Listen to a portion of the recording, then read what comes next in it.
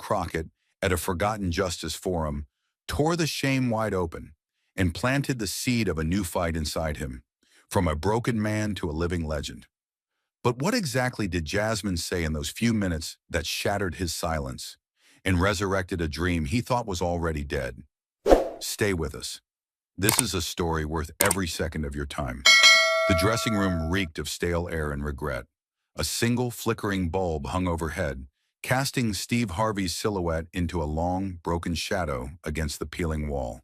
Steve's suit, once tailored to perfection, now slumped across his body like a defeated flag. On the small table beside him, his phone vibrated endlessly.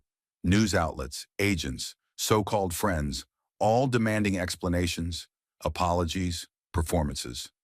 Steve Harvey didn't move. He didn't answer. He stared blankly at the floor, the noise outside muffled into a sickening hum. The headlines still screamed in his mind. Harvey's catastrophic Miss Universe blunder. Is this the end of Steve Harvey? The memory twisted inside him like a knife. Standing on that glittering stage, envelope in hand, the world watching, then the sickening drop in his gut as he realized he had said the wrong name. He could still hear the gas, the confused applause turning to horrified murmurs, the crowned queen's stunned smile freezing into panic. Cameras flashed like gunfire, capturing the single moment that would define him for millions of people. Not decades of struggle, not years of climbing from nothing, but a single slip, a single mistake played over and over again on every screen in America. A tightness gripped his chest, colder and sharper than anything he had felt on the streets during his homeless years. Maybe they were right. Maybe all the years of scraping, bleeding, laughing through tears had led to nothing but this final humiliation. Maybe he was done. In the corner of the room, tucked inside a cracked leather portfolio, an old photograph slipped out. Weathered, creased at the edges.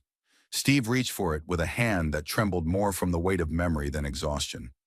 The photo captured him at 22, standing on a milk crate in a dingy comedy club, clutching a borrowed microphone like a lifeline. His eyes back then burned with something fierce, something reckless, a belief that the world, no matter how brutal, could not kill his dream. Now under the ghostly hum of the light, that same photo felt like a cruel relic from a past he no longer belonged to. His throat tightened.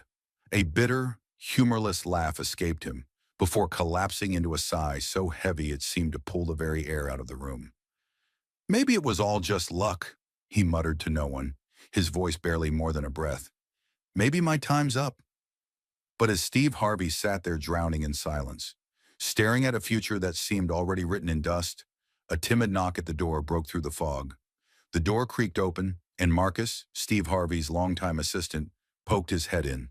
He wasn't carrying a script or a statement to release to the press. He was carrying a flyer, slightly crumpled, still smelling of fresh ink. "Boss," Marcus said quietly, like he was approaching a wounded animal. "There's this event tonight, a justice forum downtown. Jasmine Crockett's hosting it." The name barely registered through the roar in Steve's head. Justice? What justice? His mind spat the word back like poison. Justice didn't save him when the world turned his honest mistake into a public execution. Justice didn't stop the headlines from slicing him open like a butcher working a side of meat. Still, Marcus pressed the flyer into his hands. "Just go. Get out of this room before it eats you alive," he said, voice trembling with something dangerously close to pity. Steve glanced at the paper, not because he cared, but because staring at it was easier than staring at his own ruins. An hour later, Steve Harvey sat slouched in the back seat of a black town car, arms crossed, jaw tight, glaring at the blurred city lights outside. He hadn't even changed clothes. The same wrinkled, battle-scarred suit clung to him like old sins. He wasn't walking toward hope. He was just walking away from the wreckage. The streets of downtown pulsed with life, but inside the car, the silence between him and Marcus was suffocating. Every bump in the road jostled the flyer on the seat beside him, the words justice and dreams taunting him with their bright, meaningless hope. Steve had no faith in justice anymore, and he sure as hell didn't believe in dreams. Still, something ugly and stubborn inside him had dragged him into the car anyway. A ghost of the man he used to be, refusing to lie down and die. He told himself he would sit in the back of the room, arms folded, face stone cold, and let it all wash over him like static. He wasn't going to listen. He wasn't going to care. He just needed to escape the dressing room before it crushed what little he had left. The car barely rolled to a stop before Steve Harvey stepped out, pulling his baseball cap low over his eyes like a man slipping into enemy territory. The grand hall loomed ahead, a cathedral of ambition wrapped in polished marble and glass.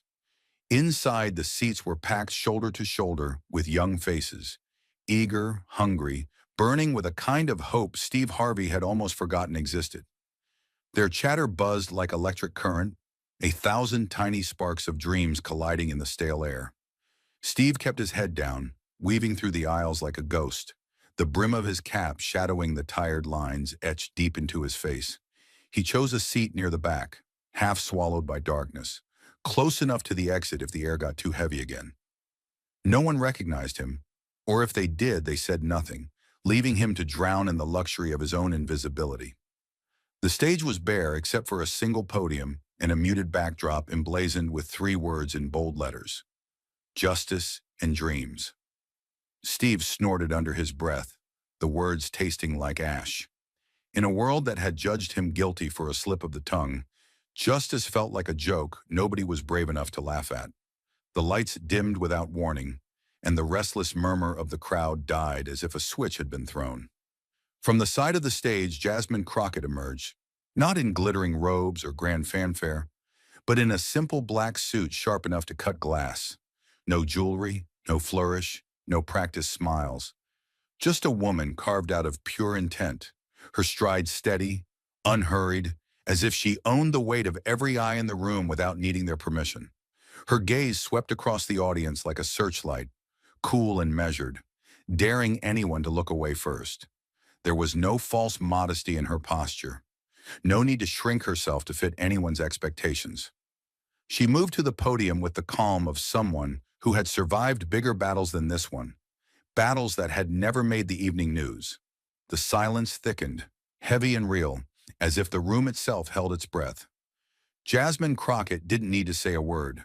Her presence locked the crowd in place. From his seat in the shadows, Steve Harvey felt a dull ache stir inside him, a distant, almost forgotten memory of what true conviction looked like. It wasn't pride or sadness. It was something older. Roar. Watching her stand so sure, he realized how far he had fallen from the man he once was. Then Jasmine Crockett leaned into the microphone, not with force, but with the quiet certainty of someone who carried too many unspoken stories. She didn't pull out a sheet of paper. She didn't rattle off statistics or legal jargon.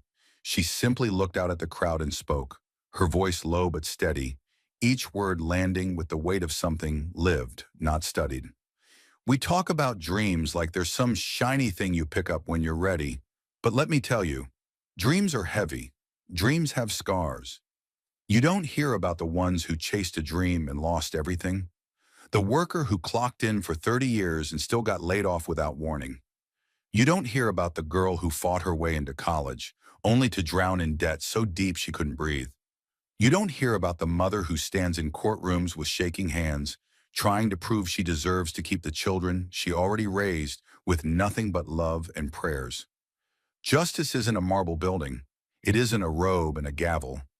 Justice is fought in small kitchens where mothers skip meals so their kids don't go hungry. It's fought in back alley offices where students sign loans that feel more like life sentences. It's fought at kitchen tables where families decide whether to pay rent or buy medicine. And dreams, real dreams, they don't float. They crawl. They bleed. I'm not here to tell you it's fair. It's not. I'm not here to tell you it gets easier. It doesn't. I'm here to tell you, if you are still standing, if you are still breathing, if you are still daring to want something more, then you are already stronger than anything that has ever tried to break you. Her voice didn't rise. She didn't pound the podium. She simply let the silence do the shouting for her.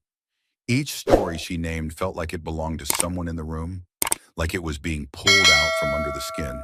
People shifted in their seats, not out of discomfort, but because the truth sat too heavy on their chest to ignore. Steve Harvey, hidden near the back, felt it too, the slow, painful unraveling of every excuse he had made for giving up. This wasn't a speech. It was a mirror. And in it, Steve didn't see the polished, exhausted celebrity the world knew. He saw a boy once standing on a milk crate, holding a borrowed microphone like it was the last thing keeping him alive. And just when it seemed the weight of her words might crush the room entirely, Jasmine Crockett paused, lifting her eyes to meet every broken dream staring back at her. She held their gaze. No notes, no crutches, standing alone under the harsh lights like a fighter who refused to flinch. She let the silence press against their ribs, let it pull the air tight until the whole room ached for release. Then she spoke, steady, deliberate, each syllable cutting clean through the noise in their heads. "Your failure," she said, her voice low but ringing clear, "is not your funeral. It's your fertilizer." For a heartbeat, the world held its breath with him.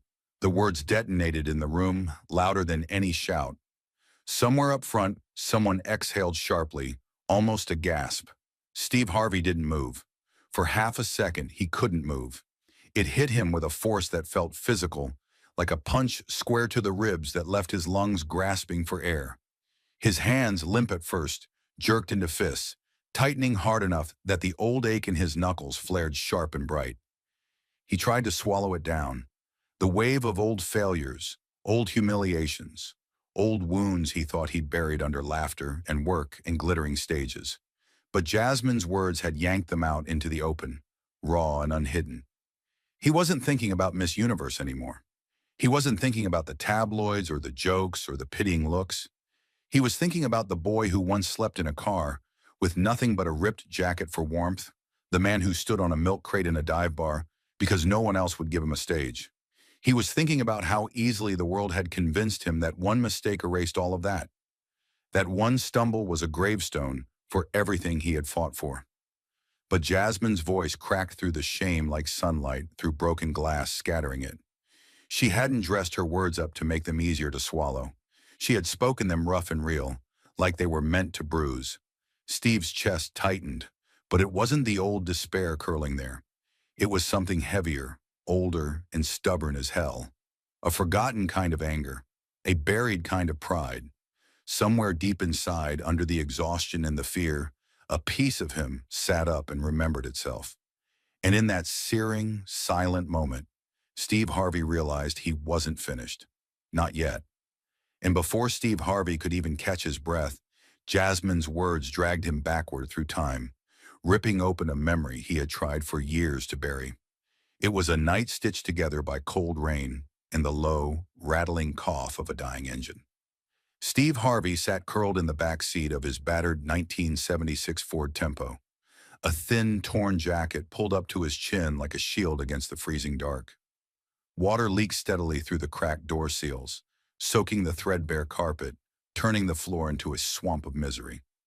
Outside, the storm hammered the metal roof with a relentless fury, each drop a fist pounding against his failure. Inside, Steve shivered violently, the breath from his mouth rising in thin, desperate clouds that vanished as quickly as they came. Hunger gnawed at him, cruel and patient. But colder still was the humiliation. The knowledge that somewhere, not far away, warm homes were filled with light, laughter, and lives he could no longer touch. He shifted under the useless jacket, joints stiff, body aching from too many nights like this. But there was nowhere to go, nowhere to hide. Not from the cold, not from the shame. The world outside didn't even know he was here. And worse, it wouldn't have cared if it did. As the rainstorm of memory lashed harder against him, another wound surfaced, just as raw. The night Steve Harvey first tasted what it meant to stand alone under the lights and be torn apart. The spotlight had been blinding, hot against Steve's sweaty forehead, as he clutched the microphone with both hands like it might save him. His voice, shaky but hopeful, cracked jokes into the smoky haze of the tiny club, desperate for laughter, for anything. Instead, he was met with a wall of indifference that quickly curdled into open hostility. Booing started somewhere in the middle, a low, ugly rumble that rolled forward like a gathering storm. Someone shouted from the back, Sharp, cruel words Steve couldn't make out but felt like slaps anyway. Another plastic cup sailed past his ear and shattered against the floor, spraying his worn-out shoes with warm beer. His throat closed up. His hands went numb. A man near the front stood up and pointed at him, laughing openly, and the laughter caught like dry grass on fire. Steve forced one last joke out, a limp, half-hearted punchline, and when it fell dead against the rising tide of jeers, he dropped the mic and stumbled off stage into the suffocating dark, gut-burning with shame. Nobody stopped him. Nobody cared. That night, the world didn't just tell him he had failed. It told him he didn't even belong. But just as the memory of failure threatened to drown him completely, another memory rose, fiercer, softer, the voice of the one person who had never let him forget who he was. It was late, long past midnight, when Steve Harvey stumbled back into the house, soaked with rain, carrying nothing but the heavy stink of humiliation on his skin. The living room was dark, silent, except for the faint buzz of the old refrigerator humming in the kitchen. He thought he could slip by unnoticed, drag himself to his room, bury his shame under a pillow. But there she was, his mother, waiting at the worn kitchen table, her hands folded tight, her eyes shining under the dim yellow light overhead. She didn't scold him. She didn't ask a single question. She just looked at him, really looked at him, the way only a mother could, seeing every crack in the armor he had tried to wear. Without a word, she reached out and took his hand, rough and calloused from years of scrubbing floors and stretching pennies into meals. Her fingers squeezed his with a strength that felt out of place in such a small, tired woman. Steve stood there stiff, fighting the sting behind his eyes, desperate not to collapse in front of her. She pulled him closer until he had no choice but to meet her gaze, and when she finally spoke, her voice was low but unshakable. "Steve, God gave you that gift. You don't give up on it, not for them, not for anyone." The words struck deeper than anything he had heard on any stage. They carved straight through the layers of shame, the bruises of that brutal night, the roar of laughter that had chased him off the stage like a hunted man. He felt them settle inside him like anchors, heavy but sure, pulling him back from the edge of surrender. His throat tightened until he could barely breathe. His eyes blurred until he could hardly see her, but he refused to let the tears fall, refused to let the storm inside him break loose. His mother's hand stayed firm around his, a lifeline holding him upright when every bone in his body wanted to give up. In that small, cracked kitchen, with the rain still pounding the windows, Steve Harvey understood something that no amount of success or failure would ever erase. He was not built to quit. He was not made to disappear. He was born to fight. And that fight wasn't over yet. It didn't feel like hope. It felt like pain. The sudden, brutal kind you get when a numb limb starts to wake up.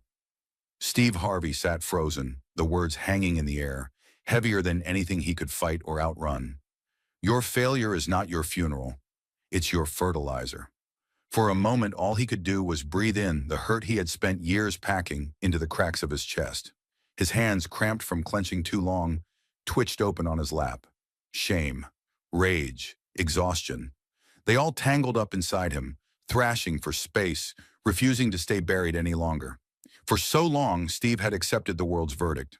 That one mistake had written his whole story in stone. But Jasmine's voice cut through the noise, and for the first time, he didn't feel like the sum of his failures. He felt like something cracked but alive, something messy and furious and real. His heart slammed once, hard against his ribs, a warning shot to the part of him that had almost stopped caring. Steve Harvey wasn't whole, he wasn't fixed, but he wasn't dead either. Not yet. The words still rang inside him long after Jasmine left the stage, and Steve Harvey stayed in his seat, gripping the edges of the chair like a man holding himself back from running. Only this time, it wasn't fear that anchored him. It was something heavier, something harder to name. The crowd buzzed back to life as the lights came up, young voices crackling with energy and sharp ambition. People laughed, clapped, filtered toward the exits in small, excited clusters. But Steve didn't move. He sat hunched forward, cap still pulled low, letting the tide of bodies pass him by. His heart was pounding now, slow and deep, like a drum beat he couldn't silence. His fingers drummed an uneven rhythm against his thigh, nerves sparking under his skin. Part of him screamed to leave, to disappear into the night before this new fragile feeling could break under the weight of reality. But another part, older, rougher, more stubborn, kept him pinned there, eyes locked on the side of the stage where Jasmine had vanished. He waited until the last of the crowd thinned out, until the rows of chairs stood mostly empty under the dimmed house lights before finally forcing his legs to move. His knees cracked when he stood, and for a moment he just breathed, hands trembling slightly at his sides, before he began the slow, deliberate walk toward the stage. The backstage area was nothing fancy. Folding chairs, half-drunk bottles of water, a battered sign taped to the wall with Jasmine Crockett's name scrawled across it in thick black ink. She was there, near the edge of the platform, speaking quietly to a few volunteers. She looked smaller without the lights blasting down on her, almost ordinary. But the weight she carried around her didn't shrink at all. It moved with her, a quiet force that filled the space without needing permission. Steve hesitated at the edge of the light, hands stuffed deep into the pockets of his wrinkled jacket, feeling more like a boy outside a locked door than the man who had once commanded stadiums. He opened his mouth twice before any sound came out. When he finally stepped forward, it felt like pushing through concrete. Jasmine turned before he spoke, as if she had already sensed him standing there. Her expression didn't change. She didn't frown. She didn't smile. She just waited, patient, steady, holding the silence open like a door wide enough for him to walk through if he dared. Steve stopped a few feet away, close enough to see the worn lines at the corners of her eyes, the slight smudge of exhaustion under them. He tried to speak, but the words tangled in his throat, tight and jagged. For a long second, he just stood there, swallowing against the burn behind his eyes until the truth cracked out of him in a voice so rough it didn't even sound like his own. "I thought I was finished," he said, the words barely louder than a whisper, but carrying the weight of every year he had spent running from that fear. The air between them seemed to hum, thick with things unspoken. Jasmine didn't flinch. She didn't reach for platitudes or empty comforts. Instead, she stepped forward, closing the distance with slow, deliberate calm, and laid a single hand on Steve's shoulder. It wasn't heavy, barely more than a touch, but it landed with the force of a vow. Her palm was steady, her fingers strong, and when she spoke, her voice didn't rise. It dropped lower, deeper, like a river cutting through stone. "You're just in halftime, Mr. Harvey," she said, a small, knowing smile flickering at the corner of her mouth. "Champions rise after the break." The words struck harder than any standing ovation he had ever received, harder than any insult hurled across a smoky comedy club, harder than any headline splashed across a screen. They didn't lift him. They didn't praise him. They didn't lie. They simply told the truth the way he used to believe truth should be told. Plain, brutal, and stitched with hope so stubborn it could not be killed. The touch on his shoulder burned into him, not like fire, but like life. It shot straight down his spine, rattling the cage he had built around himself and shaking the locked door loose from its hinges. He hadn't realized how long he had been holding his breath until it escaped him all at once. A long, shuddering exhale that hollowed out his chest and left room for something new to move in. His hands clenched into fists at his sides, uncurled slowly, the tension bleeding away with every beat of his heart. For the first time in years, he wasn't just surviving. He wasn't just performing. He wasn't just enduring. He was waking up. The exhaustion was still there. The hurt, the cracks, the regrets, none of it had magically disappeared. But they no longer felt like chains. They felt like roots. They felt like fertilizer, just like Jasmine had said. Everything that had tried to bury him, now waiting to feed whatever he dared to grow next. The road ahead was still dark. The world outside still waited with its knives sharpened. But for the first time in what felt like forever, Steve Harvey didn't want to run from it. He wanted to meet it head on, scars and all. He lifted his head slowly, meeting Jasmine's gaze full on now. No hiding, no flinching. And in that simple, brutal, beautiful moment, he understood exactly what champions were made of. Not victories, not perfection, but breaks, and the stubborn, holy courage to rise after them. The weight of Jasmine's hand had long lifted from his shoulder, but the spark she lit refused to die. still burning low and fierce inside Steve Harvey's chest as he stepped alone into the cold night and carried it home. The old house was too quiet when he returned, the kind of silence that once would have hollowed him out. Tonight it felt different, heavier but not suffocating. Steve Harvey shrugged off his jacket and tossed the crumpled cap onto a chair, the movements automatic, stripped bare of any ceremony. The walls around him were lined with ghosts, awards, photos, plaques, things that once meant everything and lately had felt like tombstones. He didn't bother turning on the big lights. He left the house in shadows, the way a battlefield looks after the smoke clears, but before the rebuilding begins. In the corner of his study, the battered old desk waited for him, its surface scarred with rings from long-forgotten coffee cups and years of restless, frustrated nights. Steve dragged out the wooden chair, the legs scraping loud against the worn floorboards, and sat down with a slow, deliberate breath. The desk lamp flickered to life, throwing a sharp circle of light across the empty page before him. It was just a notebook, nothing fancy, a cheap spiral-bound, half-used and abandoned after some earlier, failed attempt at planning something that never happened. He stared at the first blank line for a long time, his hand heavy where it hovered over the paper, the pen cold against his fingers. Part of him still whispered that he was wasting his time, that the world outside hadn't changed just because he had breathed a little deeper tonight. That voice was old, too familiar to fight with words anymore, so Steve didn't argue with it. He just pressed the tip of the pen to the page and started to write anyway. At first, the words came slow, awkward, like pulling broken glass out of a wound. But he kept writing. No more hiding behind perfection. No more apologizing for scars. No more shrinking to fit a world that loves your shine, but fears your depth. The pen moved faster, carving out pieces of himself he hadn't touched in years. Every line was a battle cry. Every sentence a small war won against the part of him that wanted to stay safe and silent. The anger poured out first. Anger at the people who had abandoned him when it was convenient. Anger at the headlines that had turned him into a punchline. Anger at himself for believing he was only worth the sum of his applause. But underneath the anger came something quieter, something heavier. Forgiveness. Not for them, for himself. Steve Harvey paused, hands trembling slightly above the page. He closed his eyes, dragging in a breath so deep it burned, and when he opened them again, he wrote the words that had been clawing their way toward the surface all night. Every scar is a story.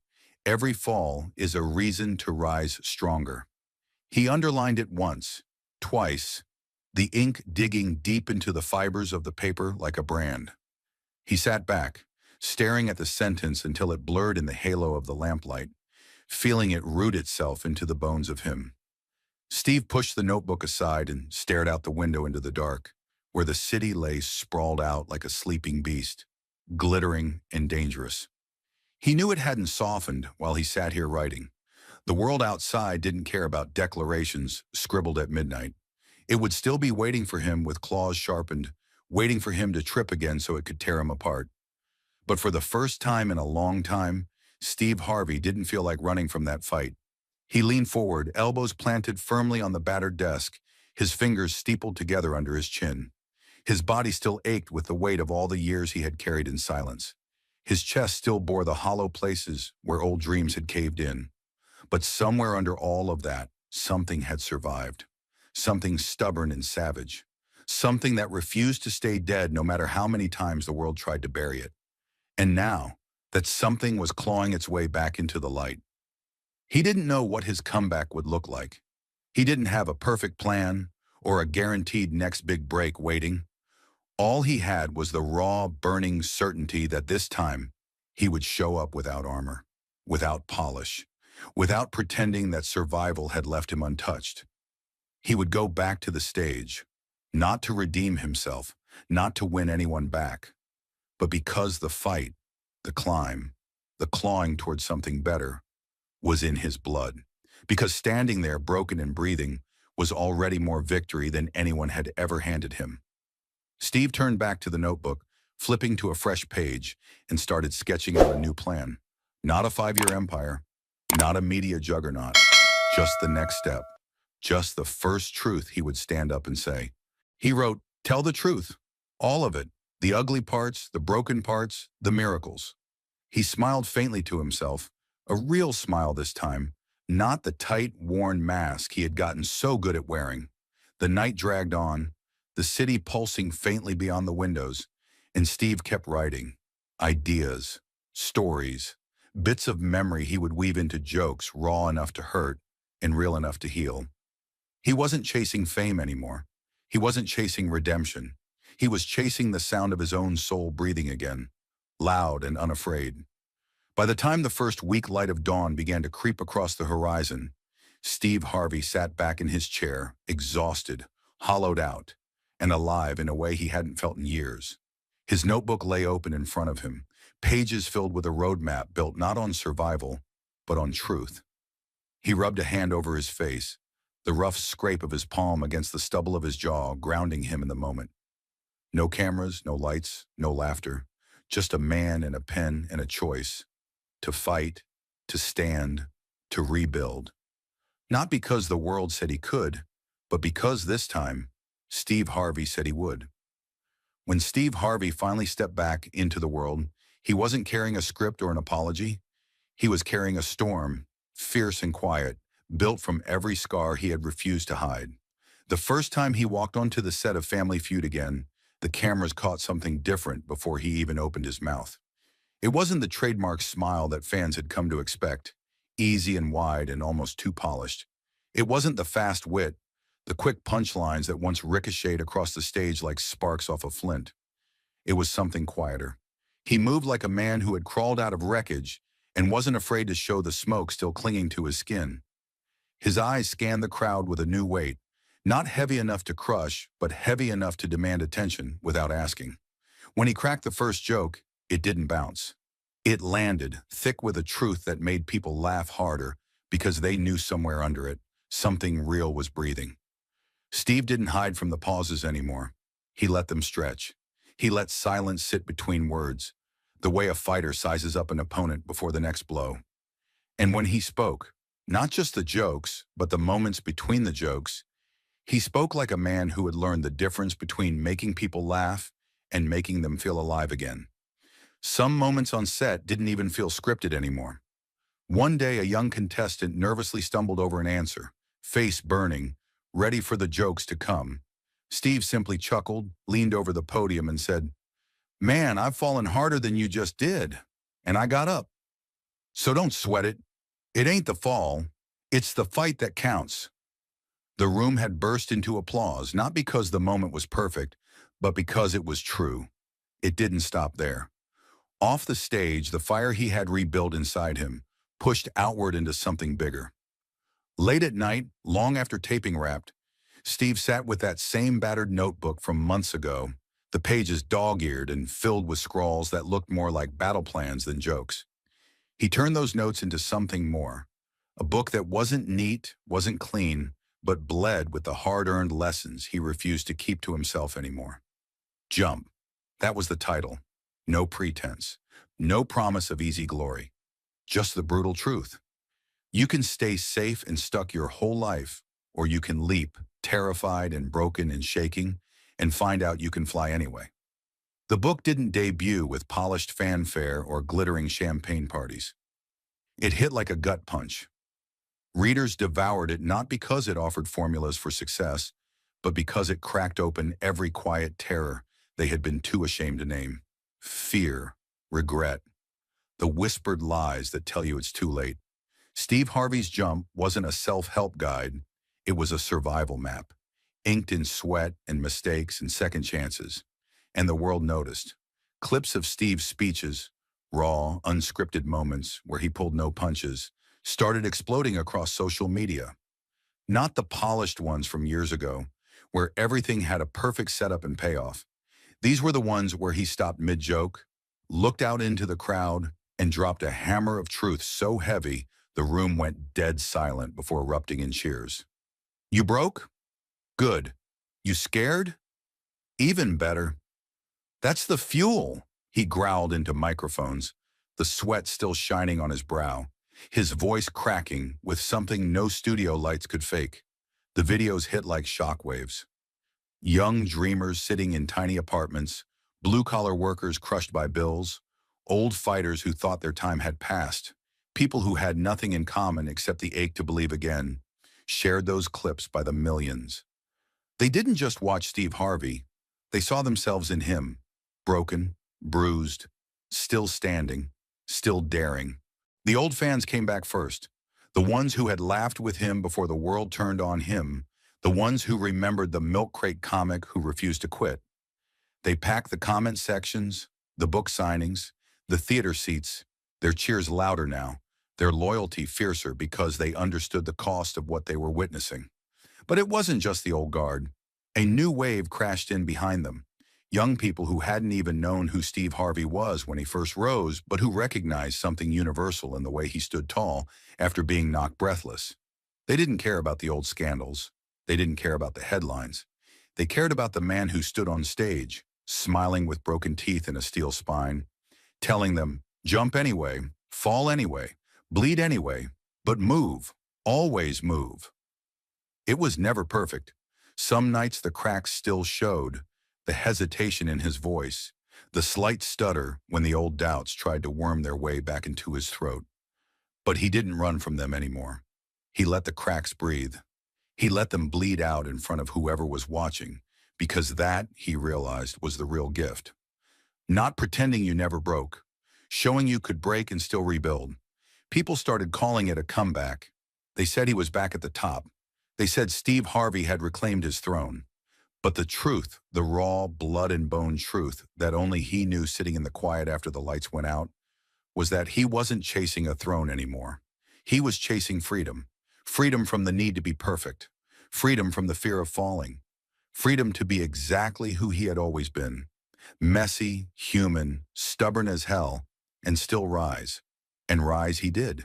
Steve Harvey, the man who once slept in a car with a torn jacket for a blanket, who once fled a stage under a hail of laughter and plastic cups, who once thought a single mistake had ended his story, became more than a name again. He became a living, breathing proof that scars don't disqualify you. They crown you. And in homes, schools, workplaces across the world, in quiet living rooms lit only by the glow of a cracked screen, people sat watching a man who refused to be buried by his own brokenness, and whispered words they hadn't dared believe for themselves in years. If he can get up, maybe I can too. And just like that, Steve Harvey became something even rarer than a star. He became a legend still in motion, a fighter still rising, a survivor still running straight into the storm, not to escape it, but to tear through it, fists swinging, scars shining like battle medals for the world to see. The world had watched him rise again from the ashes, but tonight, under the blinding lights of the Rise Again Gala, Steve Harvey stood not to claim a throne, but to thank the one who had handed him the match when all he had left was smoke. The ballroom glittered with polished marble floors, chandeliers throwing broken rainbows across velvet-draped tables, packed with the powerful, the famous, the survivors. Cameras flashed like nervous birds along the edges of the room, but the roar of conversation dulled into a low, restless hum as Steve Harvey took the stage. He was wearing a dark suit, sharp at the shoulders, no tie, just an open collar, a heartbeat visible at his throat. He didn't walk like a man parading toward applause. He walked like a man carrying something sacred and fragile in both hands. The microphone crackled slightly as he adjusted it, but Steve didn't flinch. He gripped the sides of the podium and let the silence stretch, long enough for the rustle of gowns and the shuffle of expensive shoes to settle into stillness. The faces staring back at him were hungry for a story, for a soundbite, for another polished victory speech. But Steve Harvey had not come here tonight to deliver a sermon about his own survival. When he spoke, his voice was lower than usual, almost rough, as if it had been dragged across a gravel and stitched back together. Tonight, he said, pausing, letting the weight of the room lean in, ain't about me. The crowd stirred, unsure. Steve's hand tapped the side of the podium once. A sharp, soft knock like a hammer falling somewhere deep. I thought my tank was empty, he continued, his voice cracking slightly around the edges. until I met a woman who showed me my reserve tank. A ripple ran through the audience, a breath catching between bodies dressed in designer armor. Steve's gaze swept across them, past the wealthy donors, past the celebrities, landing on a simple figure sitting near the front, Jasmine Crockett. She wore a black dress, simple as a prayer, no jewelry but a thin silver chain glinting at her throat. Her hands were folded calmly in her lap, her eyes steady, as if she already knew she wasn't the audience tonight. She was the reason it all mattered. Steve took another breath. It rattled a little in his chest but came out strong. "We live in a world that loves to build you up just to tear you down," he said. "It loves a winner until you trip. And when you trip, it don't ask if you're hurt. It don't ask if you're still breathing. It just steps over you and moves on." The room was utterly silent now. Even the waiters froze at the doors, silver trays suspended midair. Steve's voice lowered again, steady as a hammer. "I was almost one of the ones they stepped over." He paused, blinking hard against the sting behind his eyes. The lights blurred briefly, the ballroom warping into a swirl of gold and dark suits. Steve gripped the podium tighter, grounding himself in the wood under his palms. "But this woman right here," he said, jerking his chin slightly toward Jasmine, without turning fully to face her, "she didn't step over me." He let the words sink like anchors into the glossy floor. "She stopped. She knelt. She looked me dead in the eye when I couldn't look at myself. And she said, 'Your failure is not your funeral. It's your fertilizer.'" Murmurs stirred in the crowd now, low and reverent, like a congregation hearing gospel after a long drought. Steve's mouth twisted into a half-smile, not polished for the cameras, but crooked and hard-earned. "She didn't save me because she needed a story. She didn't pull me up to get thanked. She didn't even know what it would cost her to hand me back my fire. And she did it anyway." Another pause, but this time the silence was not empty. It throbbed with something alive, something electric. Jasmine had not moved. Her eyes, steady and fierce, held his across the distance without blinking. "We throw around words like hero too easy these days," Steve said, his voice sharpening. "We call folks heroes for winning awards, for getting rich, for building empires." He leaned forward, the podium creaking slightly under his weight, his voice dropping to a growl that vibrated through the hall. "A hero ain't who wins the most. A hero's the one who finds you bleeding in the dirt and refuses to leave you there." He reached behind the podium, lifting a small velvet box with both hands. His fingers shook just slightly, not from weakness, but from the force of everything this moment carried. "Tonight, I'm giving something back," he said simply.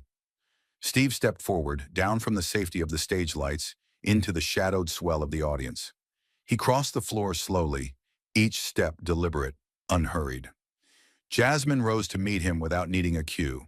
She stood straight, chin lifted, calm as a mountain in the middle of a storm. When Steve reached her, he opened the box with a careful thumb, revealing a silver medallion inside, heavy and unadorned except for one phrase engraved across its battered surface: "The Dream Defender." The applause started low. One, two people clapping hesitantly as the realization bloomed across the room. Then it built, rolling over the audience like a tide, until the chandeliers trembled with the force of it. Steve didn't speak again. He didn't need to. He simply placed the medal into Jasmine's hand, wrapped her fingers around it, and bowed his head in a silent salute that said more than any speech ever could. The cameras caught it, the handoff, the bow, the raw emotion carved into every line of Steve's face. The world would see it. The headlines would scream it tomorrow. But in that moment, inside that ballroom, heavy with breath and heart and memory, none of that mattered. What mattered was that for once, the world wasn't just celebrating the polished victory. It was honoring the bloody, broken, stubborn rise after the fall. The applause was still crashing around them, the cameras still flashing like desperate stars. But for Steve Harvey, there was only one moment left that mattered. The one where two broken fighters stood side by side, not as symbols, but as survivors. Steve Harvey turned fully now, facing Jasmine Crockett without the distance of stages or titles between them. The ballroom around them blurred, a shimmering mess of noise and light. But she remained steady at the center of it all, the way a mountain holds its ground against a storm. Steve stepped closer, the battered silver medallion still warm between their palms, where he had pressed it into her hand. He didn't rush. He didn't speak. The air between them was thick, humming with everything that had been fought for, everything that had almost been lost. Jasmine looked up at him, her eyes bright but dry, her spine straight as a blade forged in fire. Steve's hand, rough and calloused, reached out and found hers without hesitation, their fingers weaving together in a grip that was neither staged nor delicate. The moment wasn't polished for the cameras. Their hands weren't perfectly posed. Steve's grip was too tight, Jasmine's knuckles a little too white. But it was real. Real in the way that broken people recognize in each other the invisible battles no stage could ever show. The stage lights above them shifted, bathing them both in a soft gold that didn't blind but blessed, casting long, intertwined shadows onto the polished floor. The noise of the crowd seemed to fade, muffled and distant, like the roar of an ocean 1,000 miles away. They stood there, not as celebrity and activists, not as legend and rising star, but as two souls who had crawled through darkness and refused to let it win. Steve tightened his grip slightly, a small squeeze, a silent thank you, a promise carried in skin and bone. Jasmine squeezed back just once, enough to say without words, "We're not done fighting." They didn't raise their arms in victory. They didn't bow their heads in reverence. They just stood there, two weathered champions under the burn of golden light, breathing the same battered air, sharing the same brutal, beautiful truth. Survival was not enough. Survival had to mean something. In the corner of the ballroom, a photographer raised his camera, lens trembling in his hands. He captured the image, the simple press of hands, the fierce tilt of Jasmine's chin, the tired but unbroken set of Steve's jaw. And in that frame, the world outside caught a glimpse of something it rarely gets to see. Not the fall, not the fake redemption arc, but the hard, holy middle ground where people stand scarred but unbowed, daring the world to break them again. Steve leaned down slightly, enough so that only Jasmine could hear, and whispered, his voice low and rough, "This time, we don't just survive. We build." Jasmine's lips curved into a small, fierce smile that didn't touch her makeup, didn't soften her steel. She nodded once, sharp as a blade sliding home, sealing the vow between them. Around them, the crowd thundered back to life, rising to their feet in a standing ovation that shook the chandeliers overhead. But neither Steve nor Jasmine turned to soak in the cheers. They turned toward each other. They turned toward the fire. Steve felt the pressure of the moment settle into his bones, not as a burden, but as a mantle, heavy and right. He had spent so long chasing laughter, chasing light, chasing something to erase the scars he hated. But standing here, under the blaze of 1,000 golden bulbs, he understood at last. It was the scars that made the light mean something. It was the cracks that let it in. And it was the hands you reached for, when pride would have left you alone, that turned survival into victory. Their hands stayed clasped for a moment longer, the room spinning around them, time stretching thin and fragile. Steve could feel every callus on Jasmine's palm, every tremor in his own fingers, every heartbeat pounding against the fragile bones of their joined grip. This wasn't the end of a journey. It wasn't even the climax. It was the beginning of a new war, fought not with fists or microphones, but with the stubborn, breathtaking act of standing tall when every scar begged you to stay down. The lights flared higher, the air trembled under the weight of cheers, and still they stood, two storm-touched warriors holding the line against a world too quick to forget what real survival costs. When Steve finally loosened his grip, it wasn't out of surrender.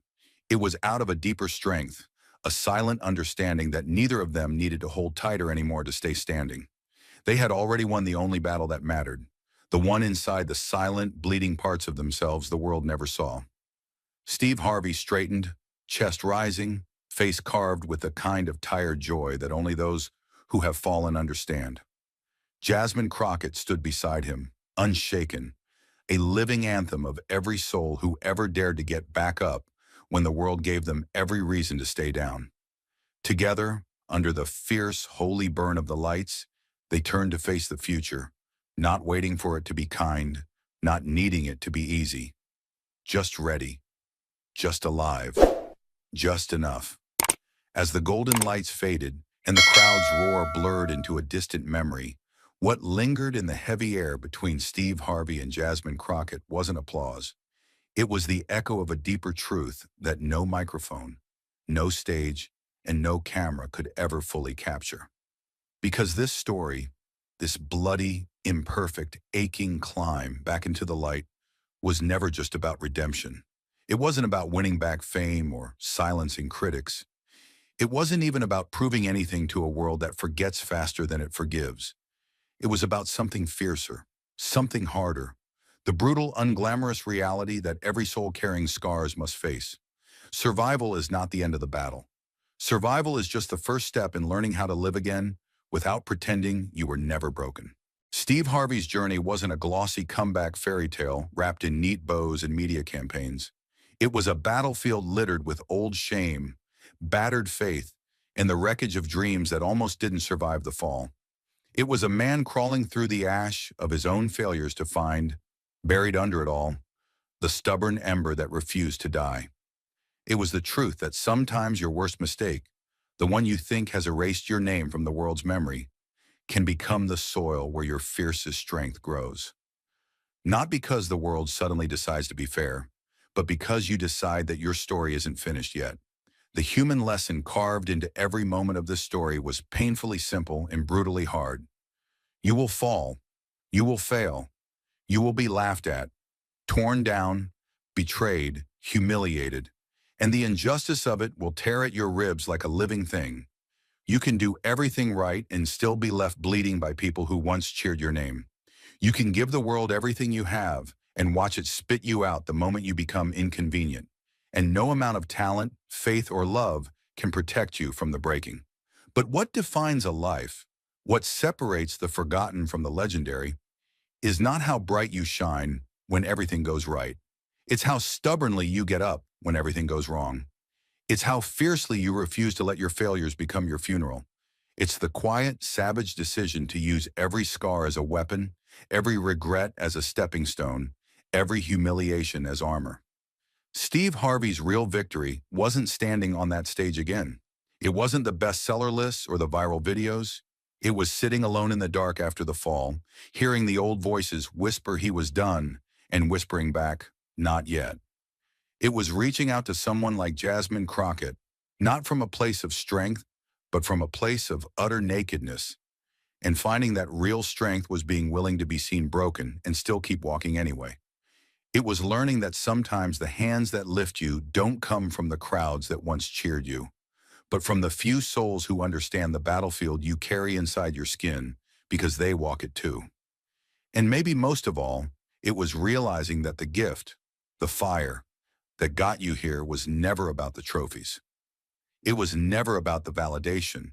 It was about what you could build when no one was watching, when no one believed, when all you had left was breath and grit and the bloody fingerprints of every time you clawed your way back from the edge.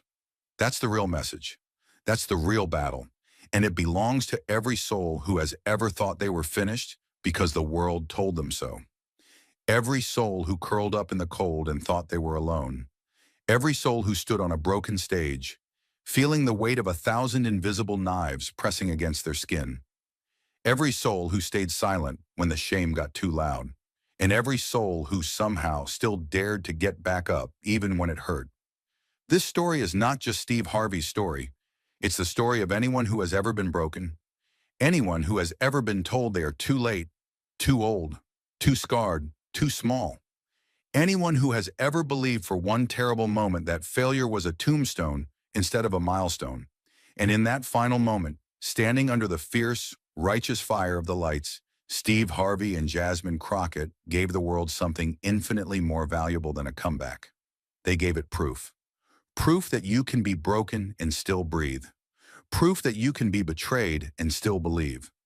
Proof that you can lose everything and still find something inside you worth fighting for. They stood there hand in hand, not as the picture of perfection, but as living testaments to the hard, brutal, breathtaking truth. Falling is human, rising is a choice, and the choice to rise, again and again and again, is what carves legends out of mortals.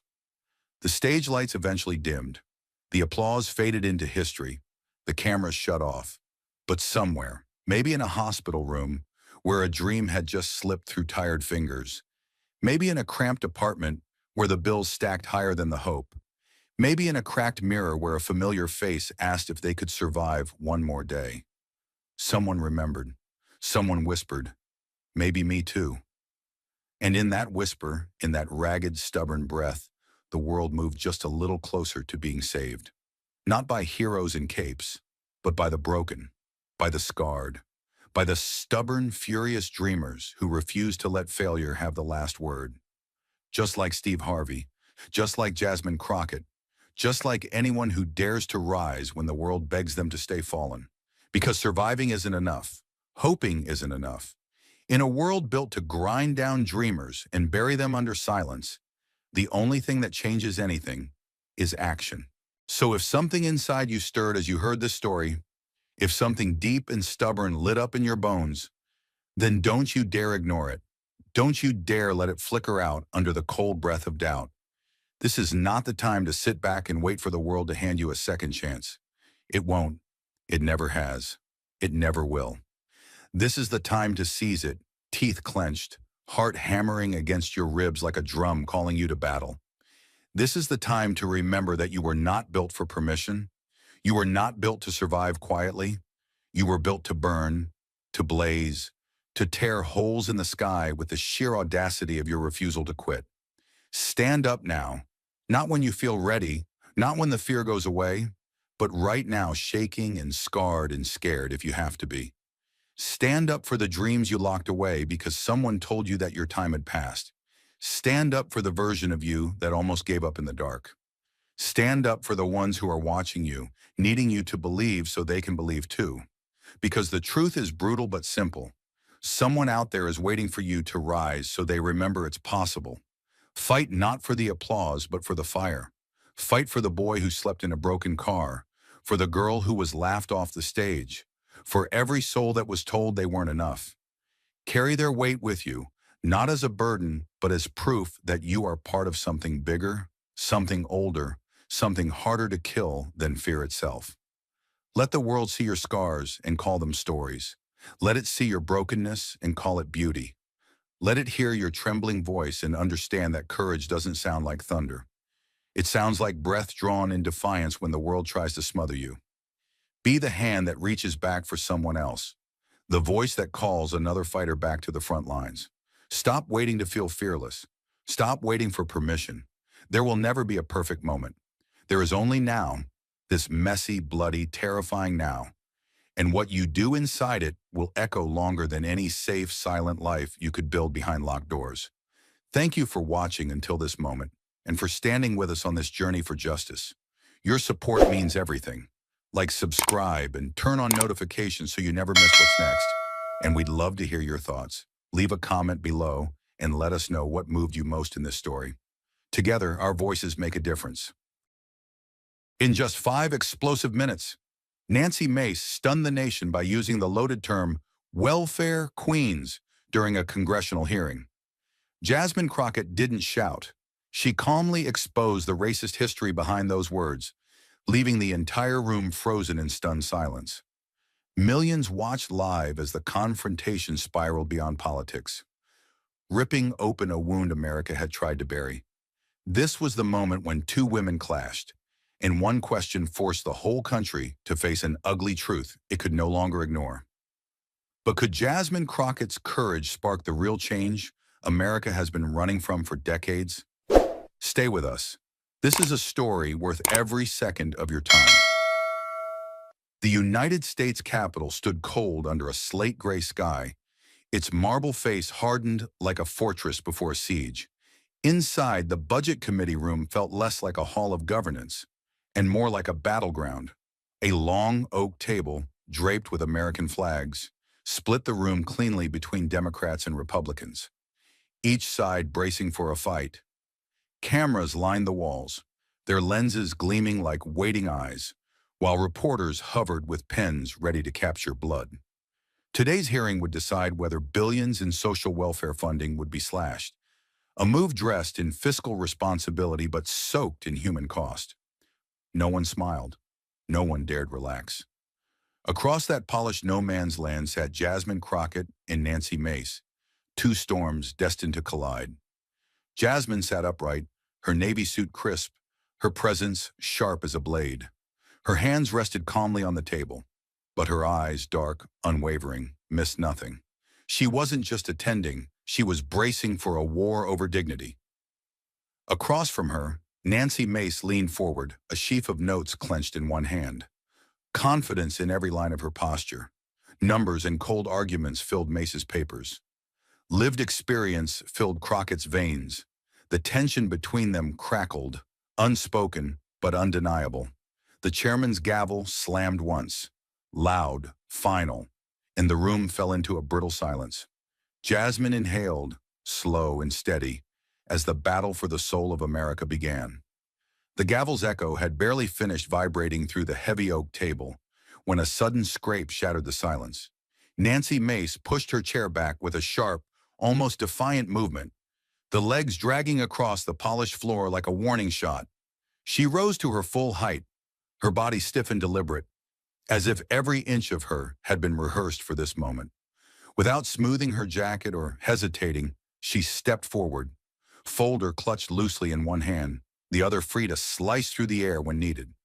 The cameras along the back wall whirred to life, their lenses adjusting, zooming, almost sensing that the first blow was about to be struck.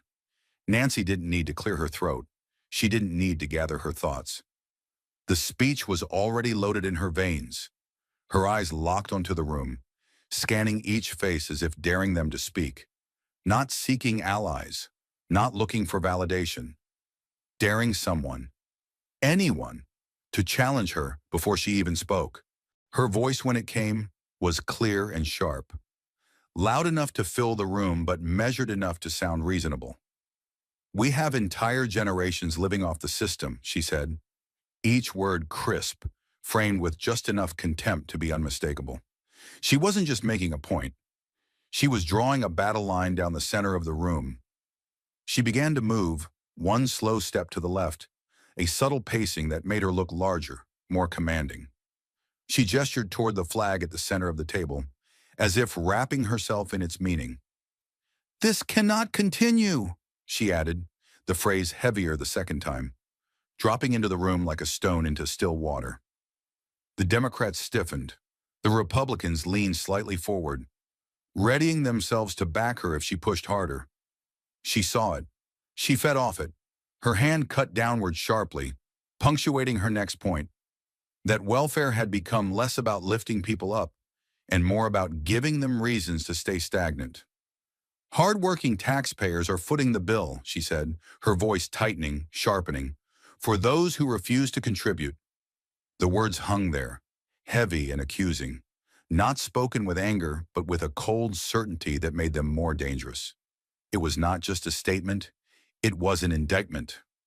Nancy allowed the silence to settle, standing with the weight of her accusation fully exposed in the air. She didn't fidget. She didn't glance around for approval. She simply stood there, the embodiment of confident righteousness. And in that silence, everyone in the room could feel it, the sting, the division, the deep, old wound being ripped open again. Across the table, Jasmine Crockett didn't move. She didn't blink. She didn't even adjust her posture. But the stillness around her shifted, tightened, like the moment before a storm breaks. Nancy Mace had fired the first shot. She had crossed a line that could not be uncrossed.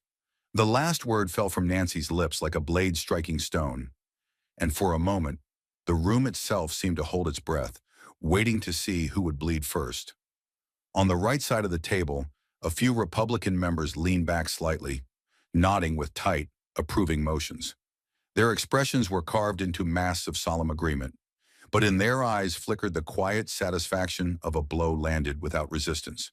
Across the divide, the Democrats sat frozen, not because they were cowed, but because they knew every reaction would be twisted against them. Their faces hardened, their jaws clenched. The stillness grew heavier by the second. The cold fluorescent lights revealed every tense muscle, every tightly gripped pen, every hand curled into a silent fist beneath the table. Jasmine Crockett remained perfectly still among them, but the energy radiating from her chair was undeniable, a controlled fury, a gathering storm barely held in check. It wasn't just about the words Nancy had used. It was about what they meant. The old wound they ripped open again, right there in the heart of American power. The injustice was not new. It was ancient, coded into the very foundation of the room they were standing in. And once more, it had been given polite, televised permission to live. No one on her side spoke yet, but the silence had turned lethal. The silence after Nancy's speech was sharp enough to cut skin, but it did not last. Jasmine Crockett moved, not with haste, not with anger, but with a slow, deliberate grace that carried the weight of 1,000 untold stories. Her chair slid back with a low scrape, a single defiant note against the suffocating quiet.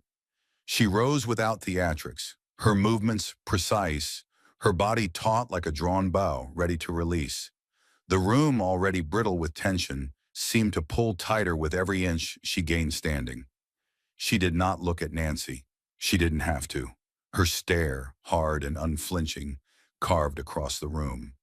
Over the flags, over the blinking cameras, over the rows of polished faces, challenging everyone to hear what they had spent too long ignoring. When she finally spoke, her voice was low but carved from iron, every word anchoring itself into the floorboards and refusing to be moved. 70% of recipients are children, the elderly, and the disabled. Each category landed like a stone dropped into the hollow chest of the room. She didn't need notes. She didn't need graphs. These numbers weren't abstract to her. They were faces, hands, lives she knew too well to forget. The energy around her shifted subtly, the Democrats straightening, the Republicans stiffening, as if the truth itself had grown too heavy to pretend away. Jasmine's voice did not rise. She did not slam the table. She did not gesture wildly. Instead, she let the truth drip steadily, like water eroding stone. Pulling facts from the CDC and the Department of Health and Human Services, with the same certainty as sunrise. These are not opinions. These are not partisan games. Each syllable sharpening the blade. Facts, not myths, should guide us. Her words were not a plea. They were not a request. They were an indictment. An indictment of every lie, every convenient myth, every excuse used to justify cruelty, wrapped in the language of responsibility. And as she stood there, solid as bedrock, the mask of respectable debate that had cloaked the hearing began to fracture. Jasmine let the silence stretch again, but this time it belonged to her. When she spoke next, it was a scalpel to the heart of the issue. Or is it easier to blame the poor than to fix a broken system? The question didn't seek an answer. It didn't need one. It hovered there, heavy and merciless, demanding that every soul in the room feel the full shame of what had just been exposed. In the seconds that followed, no one moved. No one breathed too loudly. It wasn't because they were stunned by the numbers. It was because they knew, deep down, that everything she said was true, and none of them could look her in the eye and deny it without lying to themselves first. The silence after Jasmine's words had sharpened the air to the point of pain.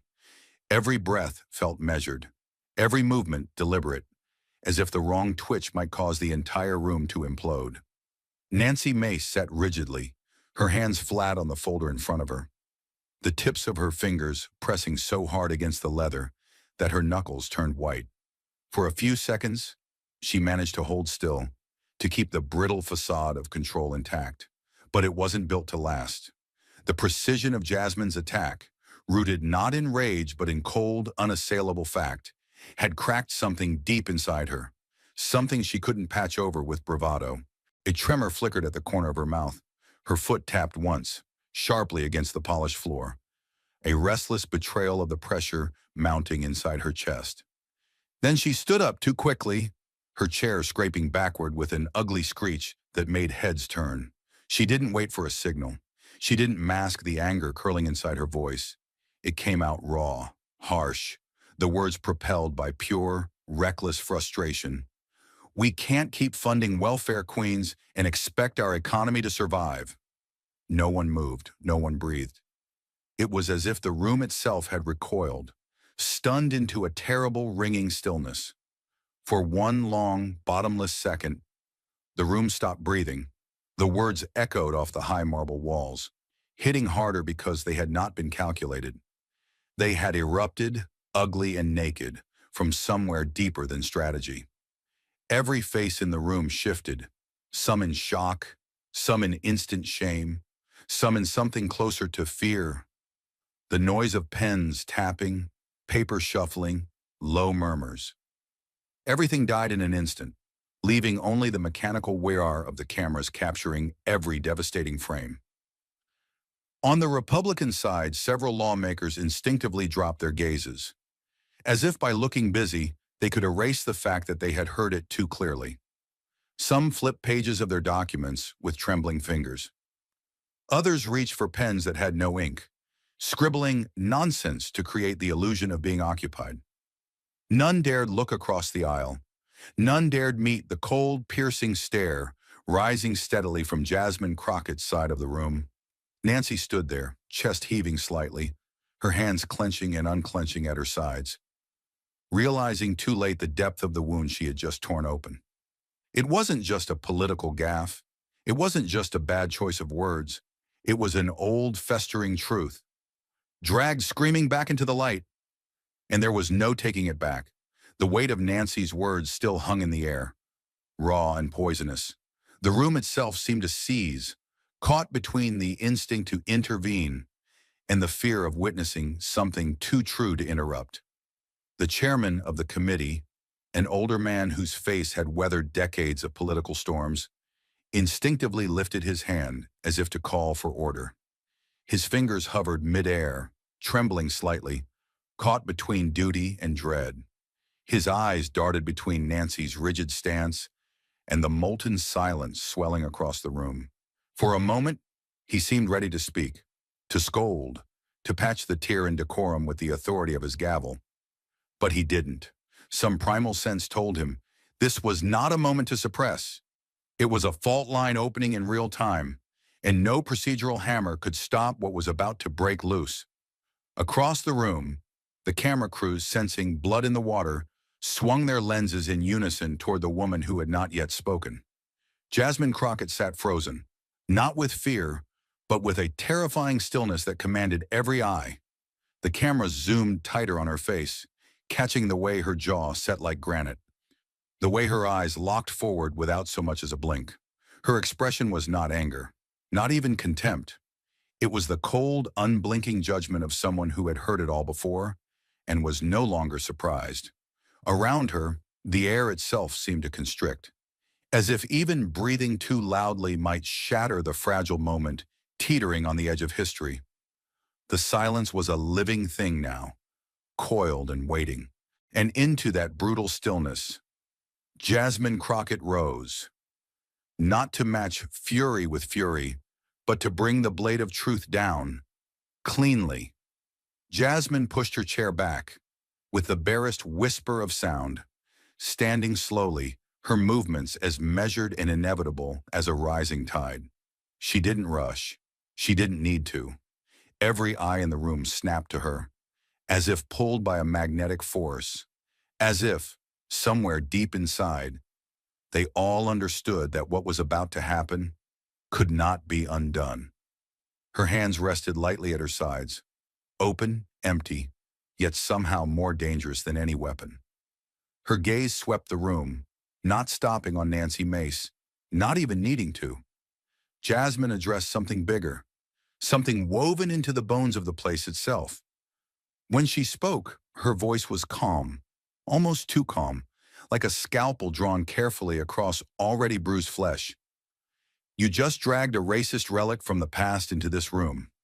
Each word pronounced with a clarity so sharp it seemed to cut the stale air. She didn't raise her tone. She didn't flinch.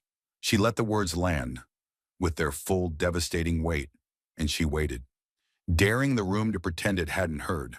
Her eyes were twin points of stillness in the chaos, reflecting back not anger, but the merciless certainty of someone who had carried the cost of those words all her life.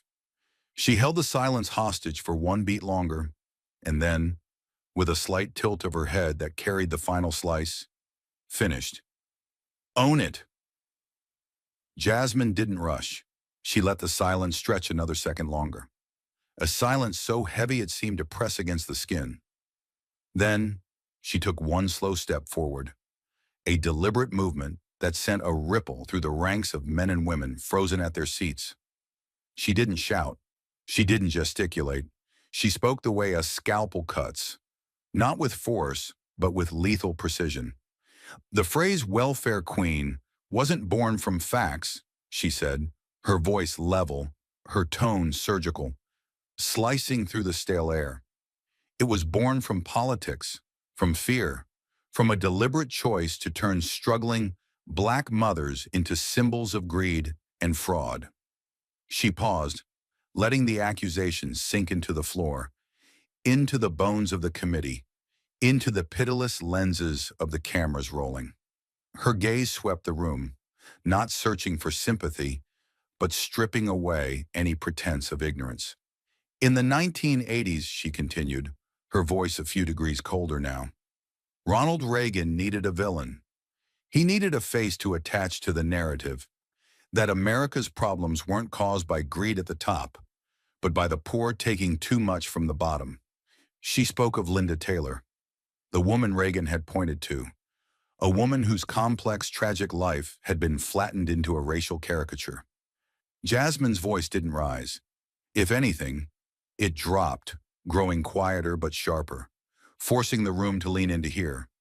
The media took the bait, the country took the bait, and overnight, the term welfare queen wasn't just a slur, it was policy.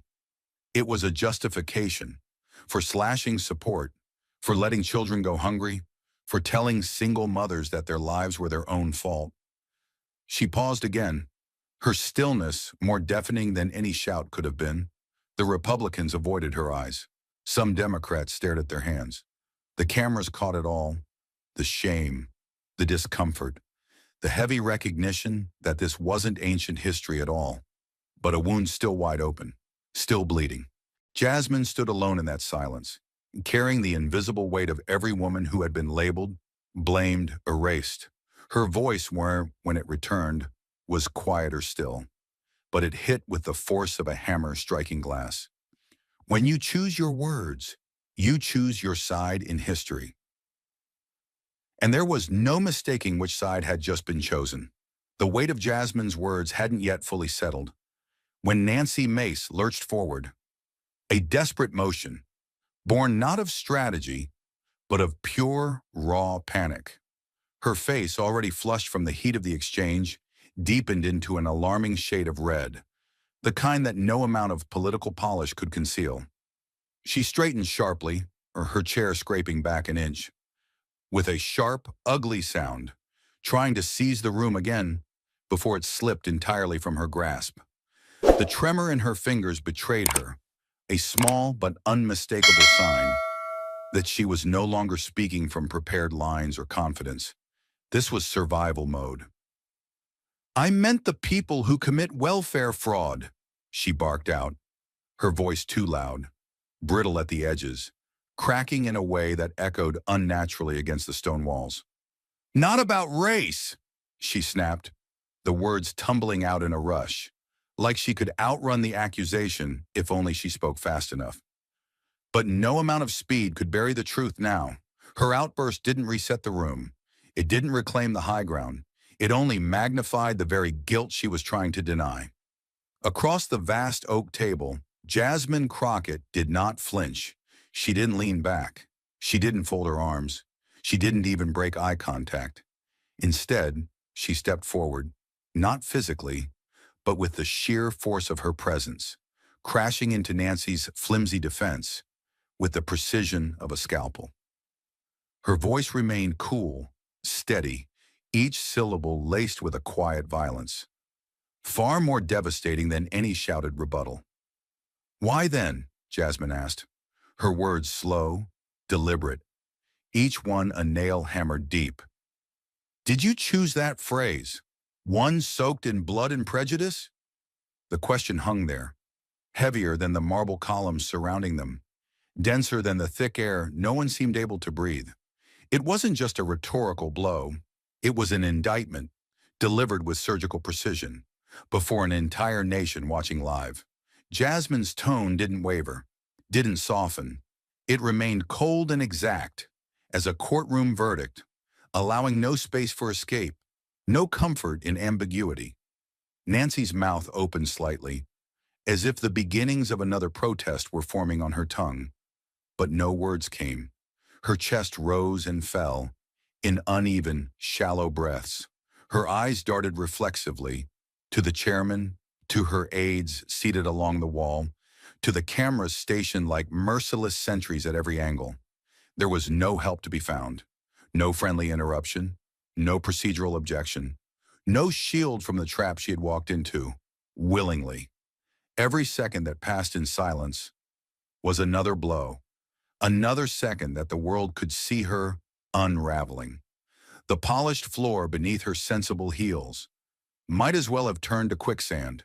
The Republican side of the table, once filled with quiet nods and stiff approval, had gone deathly still. Some senators busied themselves with shuffling papers that didn't need shuffling. Others stared down at their notes with a furious intensity, as if sheer concentration could make them invisible. No one stepped forward. No one backed her up. Even those who privately agreed with her dared not align themselves with the mess she had created. The cameras caught everything: the sidelong glances, the tightening of jaws, the tiny shifts of weight, as grown men and women shrank back into their chairs. Nancy cleared her throat once, sharply, a sound that cracked across the microphone in front of her and seemed to make the tension worse, not better. Her hands, which had once commanded the room with brisk gestures and pointed arguments, now trembled slightly as she fumbled with the folder of notes she no longer dared look at. Somewhere deep inside, she must have known there was no salvaging the moment. Not with clarifications, not with apologies, not when the phrase had already been uttered, not when it had already bared everything she had tried so carefully to keep hidden. Jasmine didn't speak again. She didn't need to. She let the silence grind Nancy down. Let the weight of history, the real, brutal history, fill the chamber, until even the chandeliers overhead seemed to bow under it. Jasmine's eyes never left Nancy's. She didn't glare. She didn't smirk. She simply stared, steady and pitiless, like the living embodiment of every voice that had been silenced. Every life caricatured and dismissed by the very narrative Nancy had tried to resurrect. It wasn't personal vengeance. It was something colder, deeper, more righteous, the relentless machinery of truth, bearing down on a lie that could not stand. Nancy shifted her weight again, the motion awkward and jerky, as if she could physically escape the question still burning between them. I just meant, she started, voice faltering halfway through the sentence, the words dissolving into nothing. She stopped, realizing too late that every incomplete, broken phrase only made it worse. Her eyes glistened, not with tears, but with the panic of a politician trapped under the full weight of her own choices, broadcast live to millions. No one moved to help her. No one reached out a hand. She stood utterly alone, naked beneath the unblinking lights, drowning in a silence far louder than any accusation. The chairman fidgeted in his seat, his hand hovering near the gavel. But he knew, as everyone did, it was too late for order.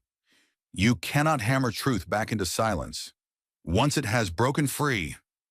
Around the room, staffers shifted nervously. Reporters leaned forward, pens frozen midair, their faces illuminated by the sickly glow of their tablets, as they documented the moment America would replay in endless, brutal loops.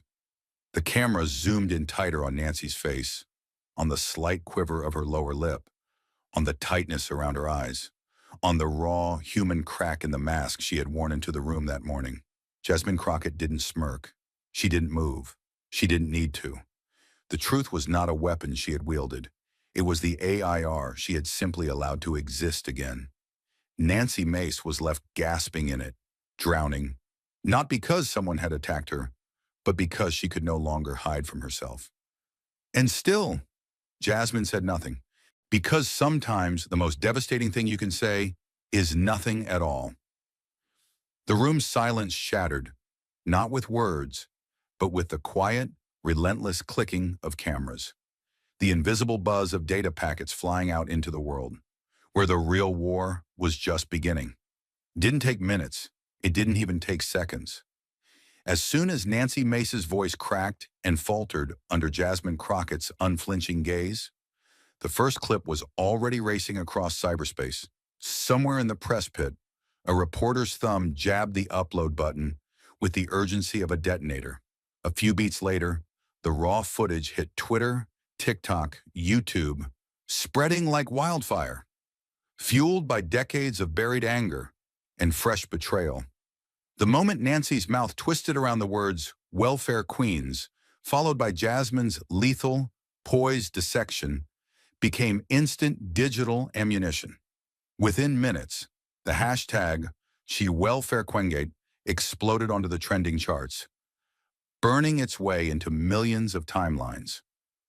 Clips looped endlessly, some slowed to catch every flicker of panic in Nancy's face. Others zoomed in on Jasmine's ice-cold stare, framing her like a general surveying a fallen enemy. The comments flooded in faster than anyone could count, a furious river of outrage, vindication, and old festering wounds, torn wide open again for the world to see. Finally, someone says it. They've been hiding behind that language for decades. Jasmine Crockett just burned the house down, and all she used was the truth. Cable news was slower, but only barely. Within the hour, CNN interrupted its scheduled programming to break down the clip frame by frame, their anchors' faces a careful blend of shock and solemnity. MSNBC followed minutes later, their legal analysts already dissecting Jasmine's choice of words with the reverence usually reserved for historic court rulings. Fox News, never one to back down from a fight, immediately pivoted into defense mode, painting Nancy Mace as a victim of cancel culture run amok, their lower thirds blazing with headlines like GOPREPUNDERFIREFORSPEAKINGTHETRUTH. Across the ideological spectrum, battle lines were drawn, not with bullets or bayonets, but with sound bites and captions, with viral videos and fiery opinion columns. Every show, every host, every guest scrambled to stake their claim on the narrative, twisting, framing, shouting over each other, until the truth became less a point of agreement and more a weapon in a sprawling cultural war. In brightly lit studios across the country, political commentators leaned in over their glossy desks, their voices rising in fervor, as they fought to define what had just happened. On one side, they spoke of Jasmine Crockett with almost religious awe, the conscience America forgot it needed, a scalpel against systemic rot, the voice of a history too long denied. Pundits praised not just her facts, but her composure, her refusal to meet cruelty with spectacle, her ability to make the weight of history feel like a living, breathing force in that sterile government room. She didn't yell, one commentator said, shaking his head in disbelief. She didn't grandstand. She wielded silence like a blade, and it cut deeper than any outrage ever could. In glowing think pieces rushed out before midnight, writers compared Jasmine to figures like Rosa Parks, like Angela Davis, like Shirley Chisholm. Women who had, with small, deliberate acts, forced America to confront the ugliness it preferred to ignore. Her calm, steady voice had landed like a hammer, and now the cracks were spreading. But on the other side, a different storm was brewing. Nancy's defenders scrambled to frame her stumble as a misunderstanding, a clumsy misstep, weaponized by a media mob hungry for blood. Conservative talk shows played and replayed the clip, layering heavy commentary over it, slowing Jasmine's words to make her seem condescending, speeding up Nancy's defense to make her sound frantic but sincere. Some hosts argued that welfare queen had become a neutral term over time, an absurdity that only served to inflame the backlash further.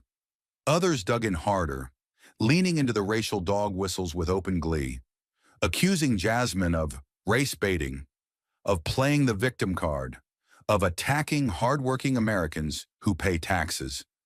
Their audiences ate it up, reposting, retweeting, refueling the flames. Death threats began trickling into Jasmine's office.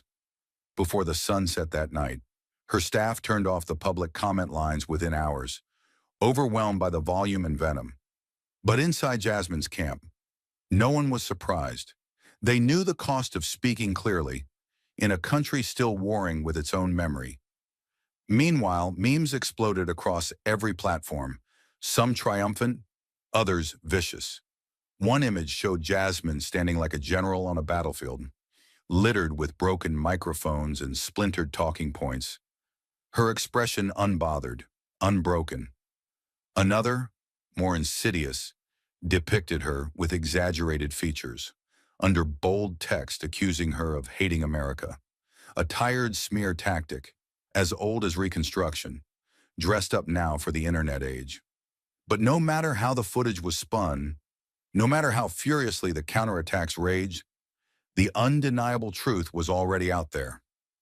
Flashing across 100 million screens, a black woman had faced down centuries of coded cruelty, and she hadn't blinked. In editorial rooms, nervous producers debated whether to air longer cuts of the exchange, whether giving Jasmine's full speech oxygen would tip the balance too far. On Twitter Spaces and TikTok Lives, activists organized rapid response teams, ready to drown out misinformation with the full force of grassroots fury. Fundraising emails flew out from progressive organizations before midnight, praising Jasmine's courage, promising to build on this moment. Even seasoned politicians, some of whom had privately grumbled about Jasmine's unapologetic style, rushed to issue public statements of support once they saw where public sentiment was surging. In the span of hours, the hearing room at the Capitol, a room that had, for decades, been a graveyard of polite evasions and buried truths, became the epicenter of a national reckoning. And at the heart of it all stood Jasmine Crockett, steady, unyielding, refusing to let history be rewritten again in real time. Across the screens, across the headlines, one message became clear. In a single afternoon, the balance of who got to define America's story had shifted. And Jasmine Crockett was no longer waiting for permission to tell it. The internet could twist, spin, and distort, but in the streets, in the churches, in the union halls and neighborhood centers, the truth roared back with a fury no talking head could contain. It started small, one or two local activists posting videos from their community centers, their voices tight with anger but sharpened with purpose. Then came the pastors, standing behind wooden pulpits scarred from decades of struggle, their sermons catching fire not with rhetoric but with righteous fury. They didn't need to exaggerate Nancy's words. They only needed to play them aloud. And when they did, the reaction was immediate, electric, as if an old wound had been ripped open and salted in front of a nation that had promised it was healing. Black voters, from Atlanta to Detroit to Baltimore, flooded the streets, not with violent protest, but with the kind of organized, unyielding resistance that had built the very foundation of American democracy. Handmade signs appeared overnight, blunt and brutal. We are not your caricatures. Our children are not your punchlines. History watches. Each rally, each press conference, each prayer meeting stitched together a living indictment, one that no apology from Nancy, no carefully worded statement from her office could erase. Within 24 hours, civil rights organizations roared to life, releasing statements so fast they practically bled onto the page. The NNAACP called for a formal censure. Black Lives Matter organized a day of silence, where thousands blacked out their social media, posting nothing but Jasmine Crockett's face under the words, "We hear you." The Urban League demanded not just an apology, but a systemic review of congressional language policies, calling Nancy's words not a slip, but a symptom. Even older, more cautious groups, ones normally careful not to alienate political allies, found themselves pushed by their members to speak out, louder, clearer, sharper. It wasn't just about one phrase. It wasn't just about Nancy. It was about the deep, gnawing feeling that no matter how many elections were won, no matter how many marches were walked, America's halls of power still echoed with the same old slurs, just better dressed. Nancy's office became a fortress overnight. The phones rang until they were ripped from the walls. Staffers, some loyal, some terrified, worked in rotating shifts, scanning emails that poured in by the tens of thousands. Threats, demands, heartbreak, rage. It all blurred into a relentless flood of fury they couldn't hope to manage. No press conference Nancy scheduled could stem it. No carefully chosen words could clean the stain. Even when she tried to apologize, standing stiffly behind a podium, reading haltingly from a prepared statement about poor word choice and deep respect for all communities, the damage was already done. The cameras caught the way she wouldn't meet the lens directly, the way her voice cracked not from emotion, but from fear. The public heard what she didn't say, that she was sorry not for the wound, but for the cost of being caught bleeding. Inside Capitol Hill, the chill spread even faster. Moderate colleagues, those who had once nodded and smiled at her jokes in private, who had shared fundraising dinners and photo ops, now avoided her in the marble corridors. Meetings were rescheduled. Invitations were withdrawn. Eyes once quick to meet hers now slid away, pretending deep absorption in non-existent texts or invisible notes. Even allies on her own side of the aisle shifted uneasily when cameras were near, unwilling to be caught in the same frame, unwilling to risk their own careers for a woman now radioactive. At one point, walking through the Rayburn office building, Nancy passed a group of fellow Republicans huddled in whispered conversation. As she approached, they grew silent, not awkwardly, not apologetically, but with an almost mechanical precision, as if a trap had just snapped shut behind her. She didn't look at them. She didn't have to. The cold weight in her gut told her everything. She was alone now. The worst of it, though, wasn't the public shaming. It wasn't even the professional isolation. It was the way her name started to change. In private emails leaked to the press, some party operatives referred to her not as representative, Nancy Mace, but simply as the problem. In think tanks and lobbying groups, conversations about 2026 re-election maps began quietly erasing her district, redrawing lines without her name attached. On late-night TV, comedians who had once treated her as a minor footnote now carved her into punchlines sharp enough to draw blood. Even among her own staff, a quiet panic began to spread. One by one, resumes were updated. Discreet meetings were taken. People began planning for life after Nancy Mace, before her fall could drag them under too. And yet, for all the political damage, for all the media spectacle, the most devastating blows came not from pundits or politicians, but from ordinary people. Handwritten letters began arriving by the hundreds, some furious, some heartbreaking, some simply exhausted. A woman from Birmingham wrote, "My mother cleaned houses so I could have a future. You called her a thief." A retired veteran from Houston wrote, "I fought for this country. You fought to shame me on national TV." A young college student from Chicago wrote, "You told me, without saying it, that I don't belong here. I heard you loud and clear." These weren't tweets. These weren't anonymous trolls. They were the voices of a country that had spent too long biting its tongue and was now finally speaking without fear. Nancy tried to ignore them. She tried to work. She tried to talk about inflation, taxes, foreign policy, anything but what she had said. But it was no use. Every question at every press conference circled back like a vulture. Every headline stapled her name to that moment like a scarlet letter. Welfare Queen scandal. Nancy Mace and the ghosts of Reagan's America. Words matter. And through it all, Jasmine Crockett said nothing. No victory lap, no gloating. She simply kept working, kept showing up, kept standing taller every time Nancy shrank a little more. Because Jasmine knew something Nancy was only now learning the hard way. When you unleash a truth too big to deny, you don't have to keep shouting it. You only have to survive long enough for the world to see it too. And now the whole world was watching.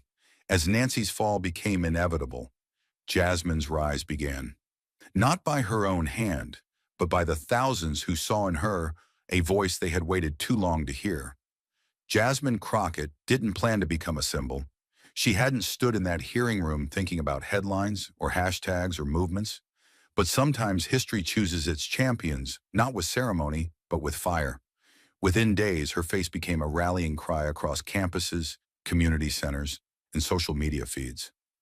Her calm defiance, her steady voice, her refusal to bend under the oldest weight in America's political playbook.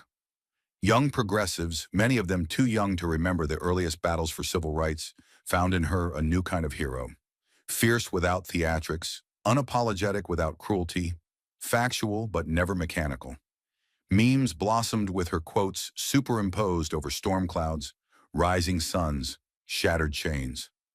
Facts, not myths, should guide us, became a mantra whispered in classrooms, shouted in protest chants, printed onto banners flapping above crowds gathering across Washington, D.C. and beyond. Overnight, Jasmine became something larger than herself, a vessel for anger, hope, vindication, and the stubborn, unkillable dream that the truth could still shake the foundations of power. But symbols, she would soon learn, are easy targets. And the machine that had built its fortunes on distortion and fear was already turning its sights on her. The attacks started almost before the applause faded. First came the whisper campaigns, anonymous blogs dredging up old lawsuits she had won, twisting legal victories into fabricated scandals. Then came the doctored videos, clips where her speeches were spliced to make her seem angry, irrational, unstable. Far-right talk shows filled their screens with grainy images of Jasmine mid-sentence, frozen at awkward angles, their captions shrieking about radicals taking over Congress. They accused her of hating America. They accused her of wanting to dismantle capitalism, the Constitution, the very fabric of the country. Some pundits went further, resurrecting tired racist tropes dressed up in the language of concern, questioning whether someone so emotional could be trusted with real leadership. The smear machine churned on, tireless and ravenous, vomiting out misinformation faster than her team could refute it. Jasmine didn't flinch publicly, but inside her office, the exhaustion began to spread like smoke under a door you couldn't close. Meanwhile, the streets outside the Capitol changed. What had started as scattered, angry tweets became bodies moving, gathering, chanting. Small protests flared outside government buildings in the days after the hearing, like sparks on dry grass, stubborn and hard to contain. Students from Howard University marched shoulder to shoulder with nurses from D.C. General and retirees from Anacostia, chanting for dignity, for truth, for protection of the social safety nets that had always been under attack, whether by slander or by scalpel. Their signs were brutally clear: protect our communities. Welfare is not a crime. Words have consequences. The smell of Sharpies and cardboard mixed with the cold spring air and songs from older battles, the anthems of the 60s, rose up again, not as nostalgia, but as a reminder. This fight had never really ended. The protests grew louder with every news segment that tried to bury them. By the end of the week, the barricades around the Capitol were up again, not to protect lawmakers from foreign threats, but from the judgment of their own people. Police presence thickened. Helicopters circled overhead like vultures. Reporters jostled to capture the best footage of signs waving in the air, of chants echoing through the marble corridors like angry ghosts.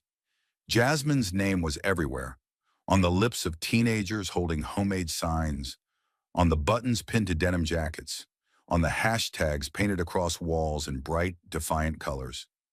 She hadn't asked for it. She hadn't orchestrated it, but it was hers now, whether she wanted it or not. Inside her office, Jasmine watched the surge from behind heavy glass windows, feeling the weight of every cheer, every slur, every hope and hatred hurled toward her. She met with her exhausted staff late into the night, drafting statements that tried to walk the impossible line between seizing momentum and staying grounded in the brutal reality of politics. She listened to the voicemails, the ones thanking her for standing tall, the ones promising vengeance for daring to speak. Every choice felt razor thin, too bold, and she risked being painted as an extremist. Too cautious, and she risked betraying the very people who had lifted her up. And underneath it all, humming in her chest like a second heartbeat, was the simple, aching truth. She was no longer just herself. She was now an idea, and ideas could not bleed. But the people who carried them could. The attacks escalated. Fake dossiers circulated online, claiming she had ties to extremist groups she had never met. Pundits speculated wildly about her personal life, questioning her faith, her family, her right to even be in the room where she had stood so unflinchingly days before. One morning, Jasmine's staff found that her official congressional website had been hacked, plastered with racial slurs before they managed to pull it offline. The message was clear. She had been marked, not just as an opponent, not just as a voice, as a threat, but still the crowds kept growing. Still the chants got louder. Still the signs multiplied, slick with rain and smudged with sweat, demanding not just apologies, not just hearings, but structural change. People remembered. They always had. They just needed someone brave enough to say it out loud. And now they had her. Walking out of her office late one evening, Jasmine paused at the top of the Capitol steps. Below her in the pooling darkness, a small knot of protesters still gathered, huddled against the chill, holding signs aloft like battered shields. They didn't know she was there. They weren't performing. They were simply existing, simply refusing to be silent. And as she watched them, her breath fogging in the cold, Jasmine Crockett understood something deeper than slogans and speeches. The fight wasn't about a viral moment. It wasn't even about her. It was about survival, about dignity, about standing up again and again and again, no matter how many times they tried to beat you back down. And that, she thought, would always be bigger than any smear. They had thrown every weapon at her, mockery, distortion, silence, and yet as the final hearing drew to a close, it was Jasmine Crockett who still stood, unbroken, carrying not just her own voice, but the weight of a generation demanding to be seen. The committee room, once roaring with the clatter of debate and the steady hum of whispered side conversations, had fallen into a strange, brittle kind of stillness. Papers lay forgotten, pens rested, idle and abandoned. Even the relentless shuffle of staffers' footsteps beyond the chamber walls seemed to have paused, as if the entire building was holding its breath for what it sensed was coming. Jasmine Crockett rose slowly from her seat, the legs of her chair scraping lightly against the polished floor, a whisper of movement that sounded louder than a shout in the cavernous room. She didn't glance at the notes laid neatly before her. She didn't reach for the printed remarks her aides had carefully prepared the night before. Instead, she lifted her chin, squaring her shoulders not against her enemies, but against the long shadow of history itself. Her gaze swept across the room, taking in the faces now stiff with expectation, discomfort, guilt, before she shifted her weight forward and turned directly toward the cameras, toward the millions beyond the marble walls who could no longer claim ignorance. The silence stretched, taut and trembling, and then she spoke. Not loudly, not urgently, but with the kind of quiet that made every word crash like thunder. "When you see someone struggling," Jasmine said, her voice slicing through the thick air like a blade honed from fire and sorrow, "do you see a burden, or do you see a brother?" The words did not need embellishment. They did not need volume or theatrics. They stood on their own, raw and blistering, searing themselves into the flesh of everyone who heard them. Across the room, no one moved. No one dared shift in their seat or murmur a polite acknowledgement. It was as if the gravity of the question pinned them to their chairs, nailed their hearts to the floor. The question was not rhetorical. It was a mirror, sudden and merciless, reflecting back a truth many had spent their lives desperately trying not to see. Jasmine didn't blink. She didn't look away. She held the line with her body, with her breath, demanding, without shouting, without pleading, that every person in that room and every person watching from their living room couches or their subway seats or their break room corners reckoned with themselves. And the reckoning was brutal. It moved like an invisible shockwave through the chamber, rippling across the marble columns and the velvet drapes, across the worn faces of career politicians and the fresh, hopeful ones of new staffers. It froze every instinct to clap, every conditioned reflex to smile, to perform. Even the chairman, who had survived decades of political knife fights, sat rigid and silent, his gavel forgotten at his side. The members of Congress, Democrats, Republicans, independents alike, became for a fleeting moment nothing more than an audience to their own complicity. Some dropped their eyes, unable to meet the relentless, unwavering gaze of a woman who had dragged the truth from history's grave and laid it bare on the polished wood before them. Outside, the world kept turning. Cars rushed down Constitution Avenue. News anchors scrambled to rewrite their scripts. Social media feeds updated faster than any human hand could scroll. But inside that room, time ground down to something heavier, thicker, more real. Jasmine's words hung suspended in the charged air, untouched by spin, unshielded by talking points. They didn't need interpretation. They didn't need a political lens to matter. They were not a speech. They were not a soundbite. They were a test. And every man and woman who heard them, truly heard them, knew instinctively whether they had passed or failed. Jasmine didn't linger. She didn't drag the moment out. She didn't savor the discomfort. She simply stood there, the ghost of a breath still visible in the cold air, before offering the briefest, smallest nod, half acknowledgement, half benediction, and stepping back from the microphone.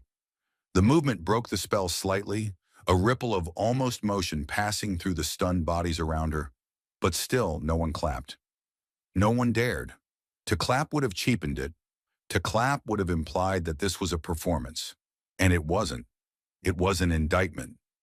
It was a funeral bell for the easy lies they had all told themselves about who struggled and why. The cameras didn't blink either. They stayed locked on Jasmine's face, drinking in the steel of her eyes, the steadiness of her breath, the living proof that not every battle leaves its soldiers broken.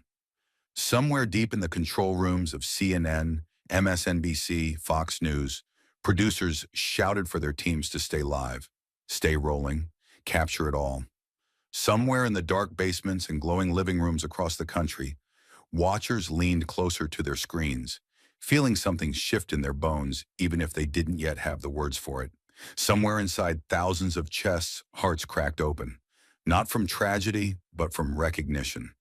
Recognition that this wasn't about political parties or budget line items or talking heads barking at each other in endless loops. It was about seeing, about refusing at last to look away. And still no applause came. Just that heavy, beautiful, terrible silence, thick as blood, heavy as debt, undeniable as breath. Jasmine stood for one more heartbeat longer, then gathered her papers, papers she had never even glanced at, and walked quietly back to her seat. Her steps were sure. Her head stayed high. Behind her, the stunned members of the committee sat like statues carved from guilt and fear, knowing instinctively that no procedural vote, no amendment, no clever speech could wipe away what had just happened. They had been seen, and there was no going back. Outside the Capitol, the early evening had deepened into a strange, bracing chill. Small knots of protesters still lingered, bundled against the cold, their signs wilting but their voices stronger than ever. Reporters jostled to file their updates. Buses rumbled by, unaware that the conversation inside the nation's bloodstream had already shifted irrevocably. When you see someone struggling, Jasmine had asked, and millions for the first time in a very long time were asking themselves, quietly, painfully, honestly, what do I see?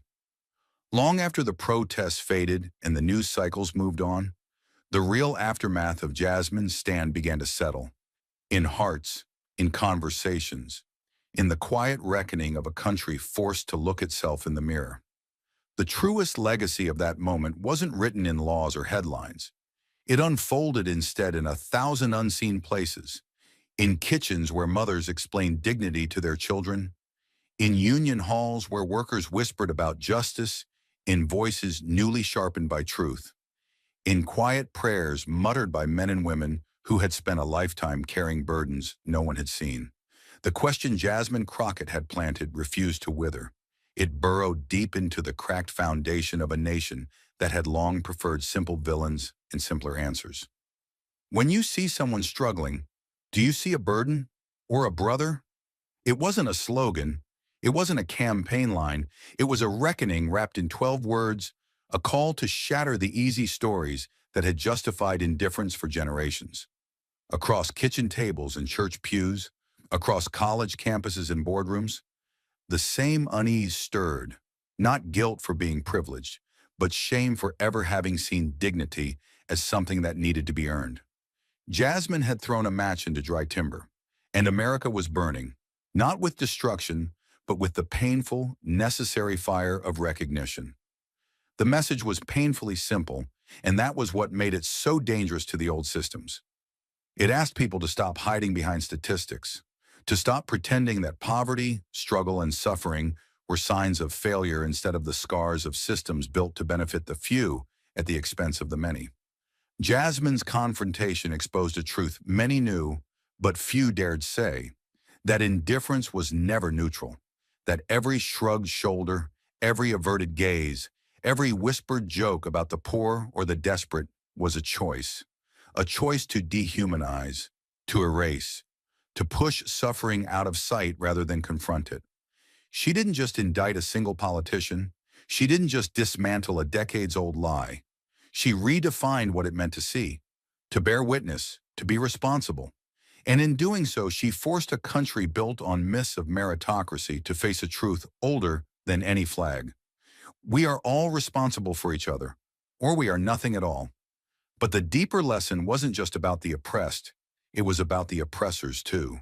Because in that hearing room, Jasmine hadn't screamed. She hadn't demeaned. She hadn't met cruelty with cruelty. She had stared down centuries of slander and smiled, not with mockery, but with unshakable knowledge. Knowledge that those who weaponize language against the vulnerable aren't powerful. They're afraid.